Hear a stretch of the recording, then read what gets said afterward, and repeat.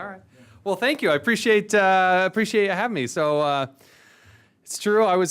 He said I was a football player. I want to clarify, as he pointed out, I was a place kicker. There's a huge difference. They're not necessarily one and the same. I mean, that was the position where if they touch you, they throw a flag. I thought, all right, I can do that. If they touch me, they throw a flag. So that was the spot for me. I hate to tell you this, but like my best game ever, you're going to hate me for this. I graduated. I was in Winter Park, Colorado. I graduated. I'm a Middle Park Panther from Granby. So I don't even know if you all know where Granby is, but I graduated from there. I really wanted to go to the University of Colorado, but they didn't recruit me at all. But I got recruited by BYU. I find it funny, then my junior year, we played in the Freedom Bowl against the University of Colorado, and I kicked 2 field goals the last 4 minutes, and we won by 3. So now the most important thing with the place kicker is we never lost a game by the margin of my missed kicks. Otherwise, I'd be in Arizona or something like that. So I was able to stay in Utah. We love it there. Utah's been great to us, but I got a lot of ties and roots there. My brother, Alex, actually lives in Grand Junction. He's lived there for a long time, and I was just out there week before last. So I got a lot of ties to Colorado in lots of different ways. So thanks for having me. You had me here last year too, and I appreciate it. I think this is great. We don't necessarily all agree on policy, but as the good senator here and others from your state, you want to find people who are engaged, even though we disagree. We may agree to disagree, but we don't want to be disagreeable. When I first came to Congress, those were the words that Speaker Boehner told me. He said, we can argue and debate. We're supposed to. That's the way our founders set up the Constitution. We're supposed to debate. But I also think it's a feather in my cap and other caps. Look, I'm about as conservative as you get.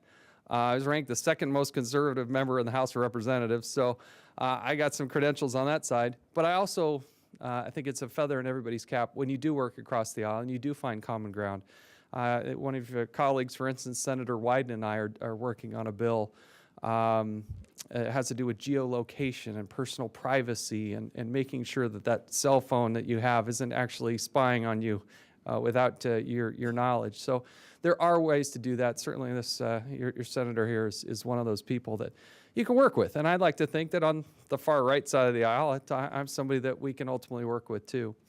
I don't want to drone on. I'd love to answer your questions, but I do want to give you just a quick couple of cents, if you will, of some of the biggest concerns that I see.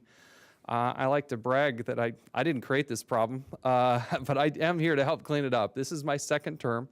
I've been very fortunate and blessed to win this election and be here.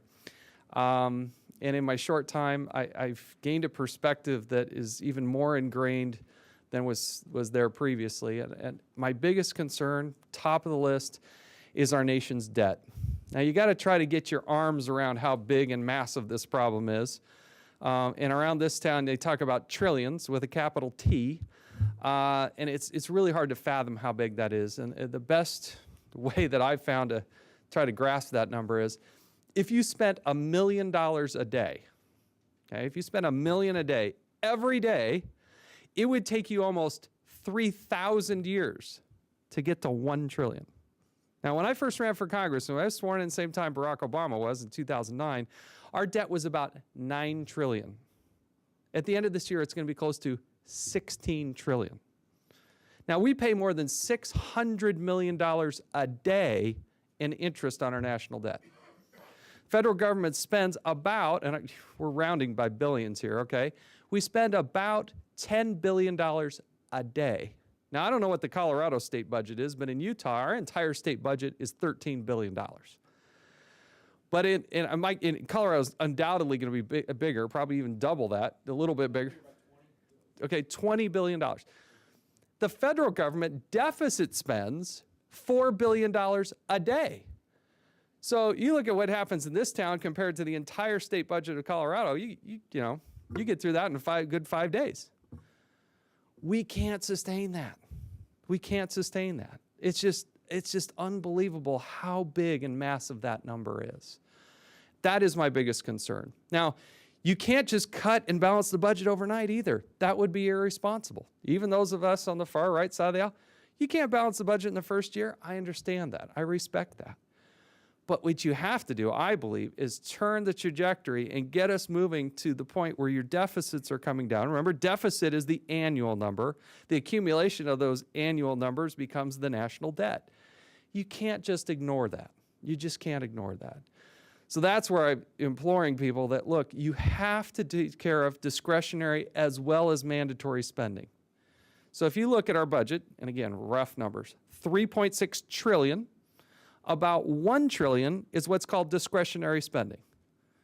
Now, discretionary spending includes things, the biggest line item over in discretionary spending are things like the Department of Defense. Okay, you're not just going to get rid of the Department of Defense. It includes Homeland Security, so things like the Border Patrol. You have the FAA. I think we're going to still probably fly airplanes in this country. So you can't just lop off this $1 trillion of discretionary spending. You can't do it. It would just be terribly irresponsible. But what you do come to the conclusion is this $2.6 trillion over here, and again, very rough rounded numbers, is in mandatory spending, Medicaid, Medicare, Social Security, and literally hundreds of other programs that you've never heard of. That mandatory spending is something that Congress generally doesn't touch. It's pretty much on autopilot. That, to me, is something we have to address. What I worry about, and it happens on both sides of the aisle, I'm not, I could point fingers with the best of them, but it happens on both sides of the aisle, is these big, weighty, complicated issues like Medicare, Medicaid, Social Security, they get put down in size of a bumper sticker. And when you try to sum up the complexity of those issues on a bumper sticker, you can see why nothing happens around here. I would implore people on both sides of the aisle. I think you ought to hold public officials, those that you elect, responsible for putting our fiscal house in order, and applaud the people that have the guts to actually propose something or get behind something to actually solve the problem. Because if we keep just pointing fingers at each other and throwing bumper stickers on vehicles and not address the mandatory spending side of the equation, we'll never balance our books, and we'll be Greece. Okay? We can't do that. Greece got to about 125% of their GDP was their national debt, and then they fell off the cliff.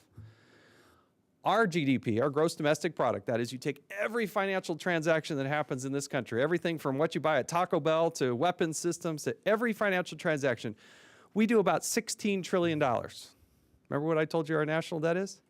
$16 trillion. Okay? You have to come to a realization that things are going to change. The federal government cannot be all things to all people. Right now, if you look at and again, very rough numbers, historically, we've spent as a nation about 18% of GDP. Now, it's fluctuated. It's gone up. It's gone down a little bit. During the World Wars, it went up, okay? But where we are now, over 24% of our gross domestic product is spent by the federal government. That is, of every dollar spent in our country, more than 24 cents is spent by the federal government. Can't do that. And I think it's unfair. I'm on the receiving end of a lot of criticism. Oh, you want to destroy the earth and the planet and our country by cutting spending. Well, I'm not saying we're not going to spend anything, but if your $3.6 trillion isn't stimulative to the economy, then what? Then we're doing something wrong. We got to change the course. So again, we may differ on some of this, but I hope we can agree on the gravity of the problem in this situation, the imperative to actually go out and try to work in a bipartisan way. I have a Social Security bill. It's one of the best things I've done. I haven't introduced it yet because I said I'm only going to do it if I can do it in a bipartisan way. And there are other things and issues. Energy is a big issue. I'm a big advocate on personal privacy. I think sometimes in the name of security, we try to give up every civil liberty. I've been very adamant and opposed to what the TSA does and how they do it. I recognize there's a threat on airplanes, but I just don't think the way the TSA is doing it is the right way. We as Americans have got to be careful not to give up every civil liberty in the name of security. So these are some of the things I'm worried about and that I'm working on.